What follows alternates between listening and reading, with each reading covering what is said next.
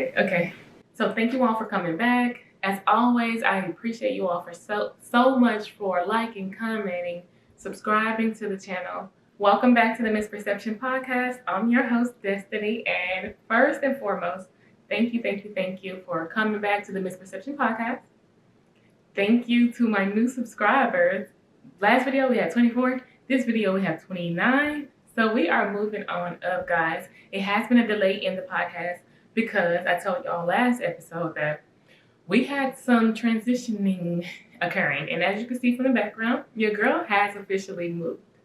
We're launching a new series. We're on our very first episode of the new series, episode 11. So without further ado, I know you already read the title, but this series is going to be called What Love Is Not. It's not my responsibility to tell you what love is, but I can absolutely tell you what love is not. Love is not sacrifice, it's sacrality. Right? So before we even get into the video, let's go ahead and just break down and define what sacrifice is. Sacrifice is surrendering, the act of surrendering as an offer, right? I will do this for you because that's a statement that you can use to identify if you are sacrificing, right?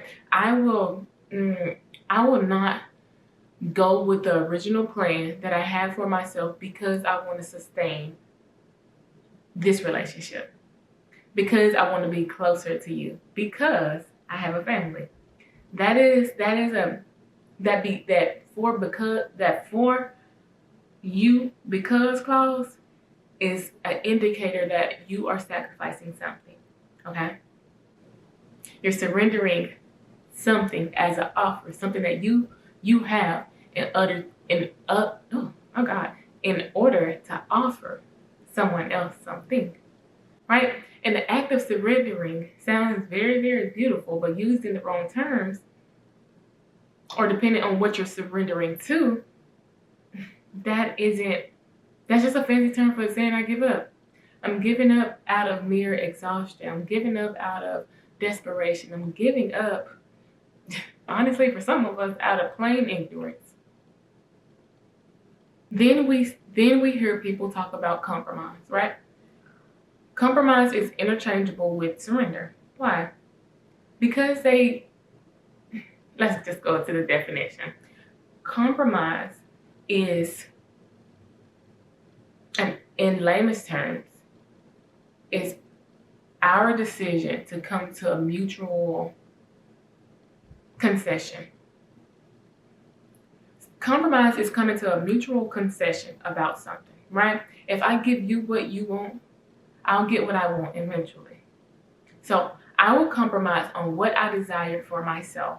I'll compromise on that situation, but eventually I'll get what I want. For instance, you can be in a relationship and instead of going on track with your academic career that you can complete in 3 years, you say, I can complete it in 5 so that I can also sustain this relationship and give that attention.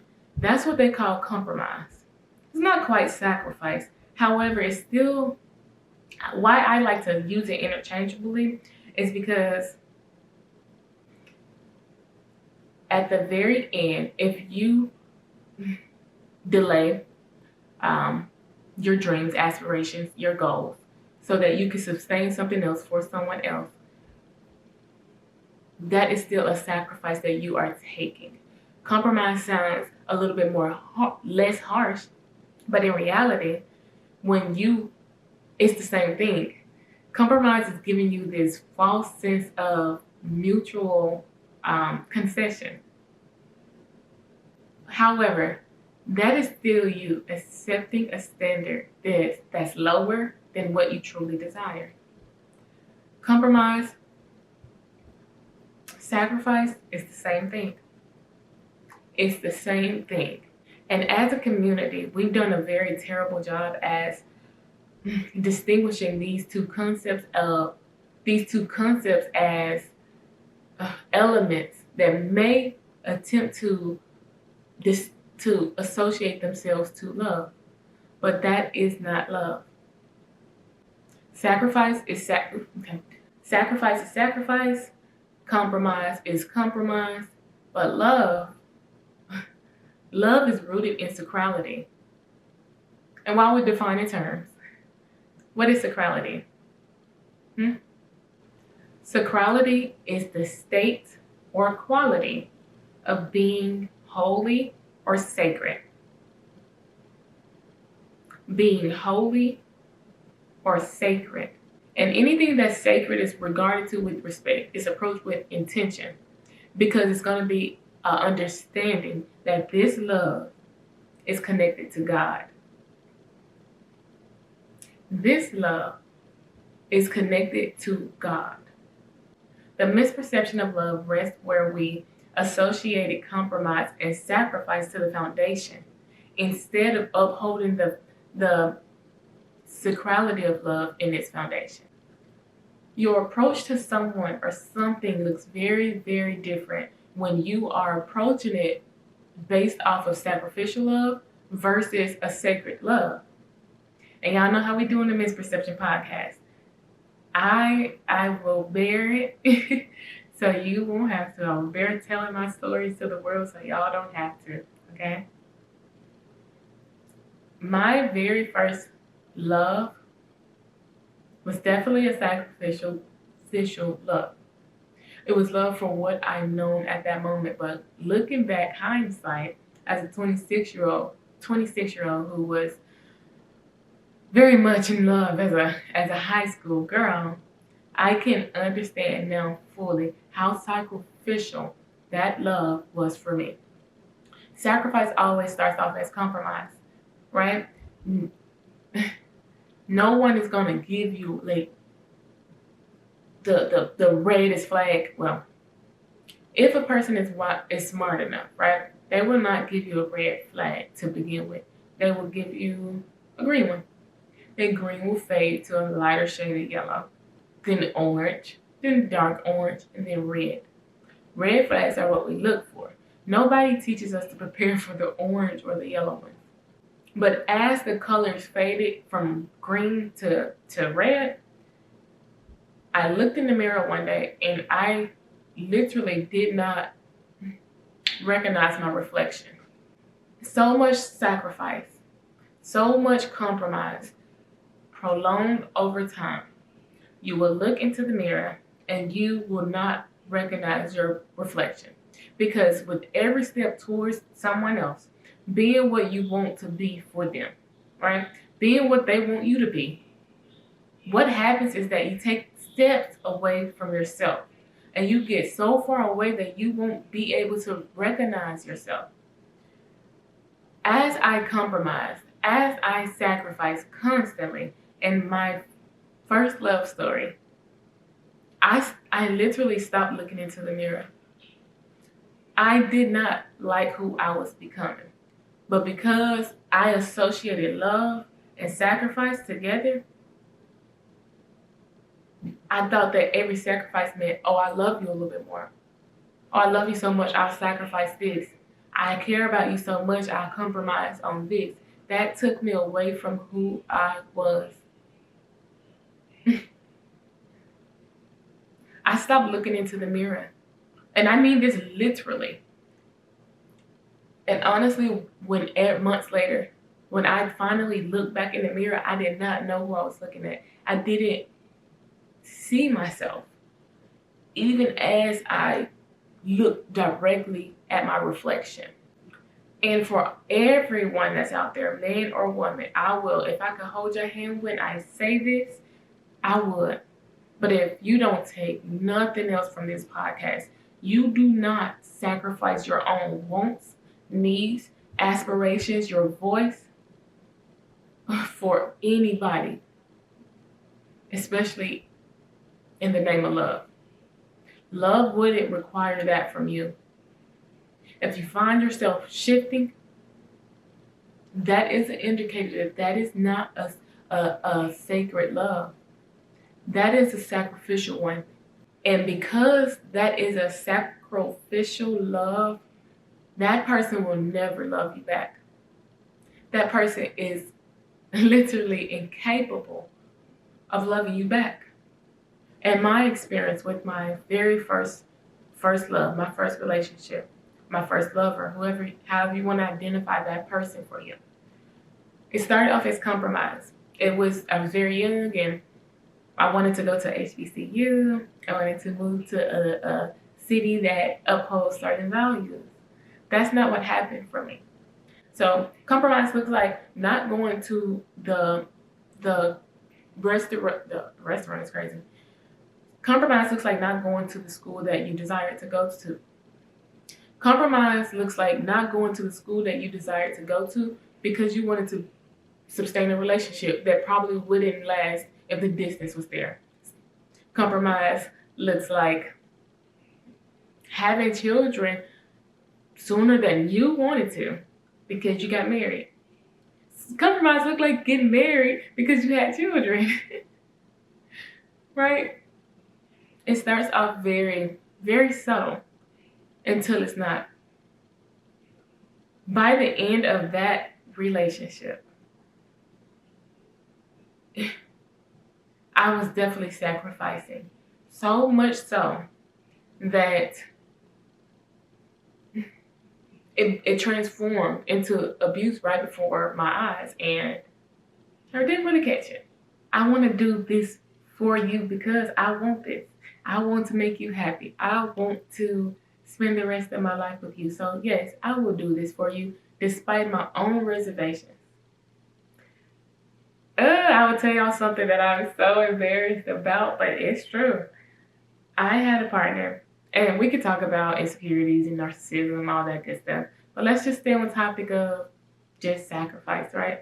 I had a partner that told me that I'm getting secondhand embarrassment, that making too much eye contact with the opposite sex encourages them to, XYZ. So in order to prevent those encouragements, I should stop holding eye contact. Stop engaging in conversation as much. It became that became such a hot topic, critical point in our relationship that we would argue and fuss, and it's like I hold conversations because it's who I am. I literally love intellectual thought. I love getting to know people in different mindsets and different hearts and different experiences. How do you do that looking like this? Like looking down, not making eye contact, looking just weird. But in the name of in the name of sustaining this relationship, I said, I don't really have to go through that. I spent like a whole semester just quiet, just not really saying anything, and trying to find how I can be a good partner for this person while also staying true to who I am. And the truth is, there wasn't. Every compromise, every sacrifice takes you away from who you are.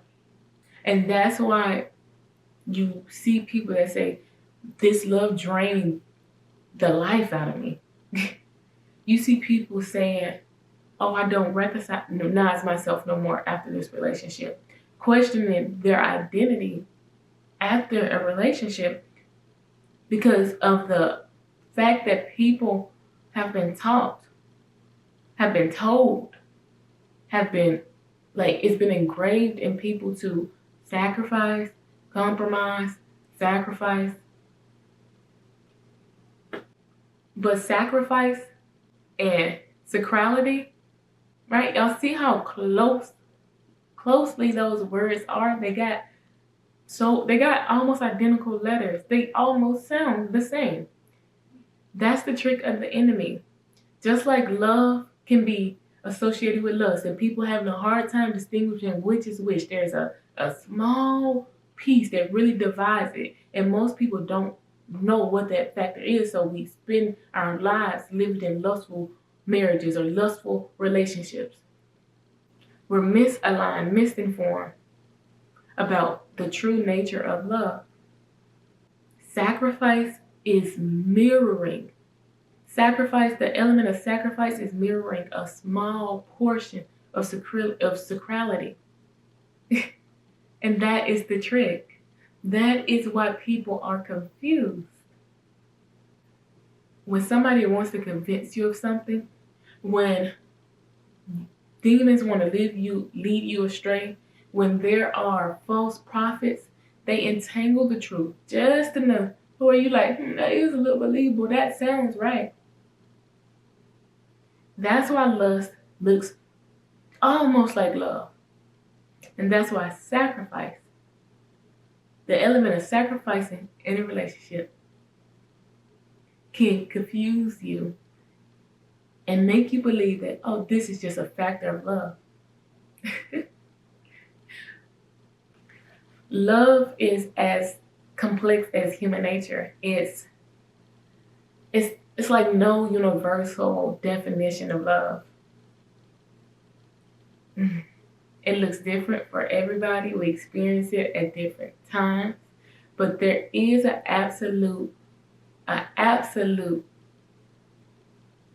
of what love isn't. There are some absolute truths about what love isn't.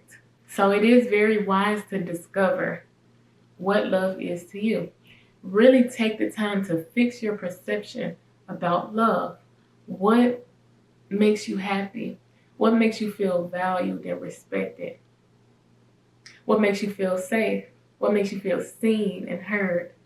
Be sure to travel above the love languages.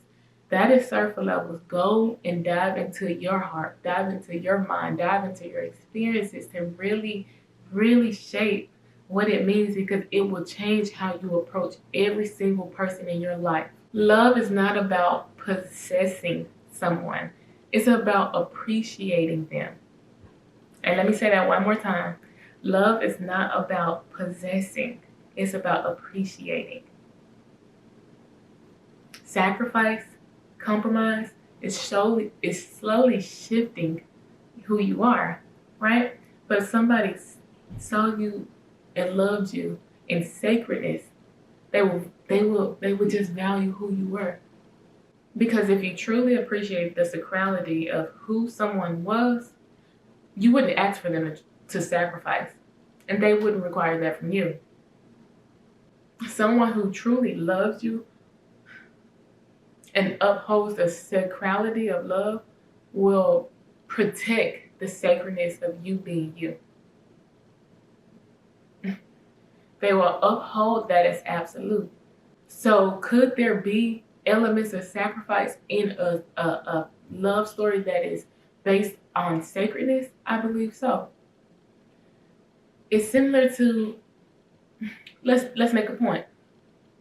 If somebody is deemed as conventionally attractive, but they got a feature that's a little bit ugly, or it's just strange, or like there's just something that it don't work for real, but it works, and you are a beautiful person. That didn't make that person less beautiful. That made them have an ugly feature, but it's still a conventionally attractive person. How you know, or how you're able to distinguish if this is a sacrificial love or a sacred one, is when you sacrifice. See how consistent you do it. And when you sacrifice, see if that sacrifice uplifts you. Because when we sacrifice for God, because He requires us to sacrifice. Every sacrifice and compromise we've made for our Creator has uplifted us. Make sure when you're sacrificing in the name of love that it uplifts. Be mindful of those two things. So we're down to the quote of the day. This is my favorite part. We're down to the quote of the day, guys. And I'll read it. The highest form of intimacy is truth. Nothing is more attractive than someone who speaks, lives, and embodies their truth. Truth is not a strategy, a hack, or a tool of persuasion. It is a vessel through which love flows freely. A vessel in which love flows freely. Ask yourself if you are free in a love that persistently asks you to compromise and sacrifice. Until next time, guys, thank you. And see you all next Sunday.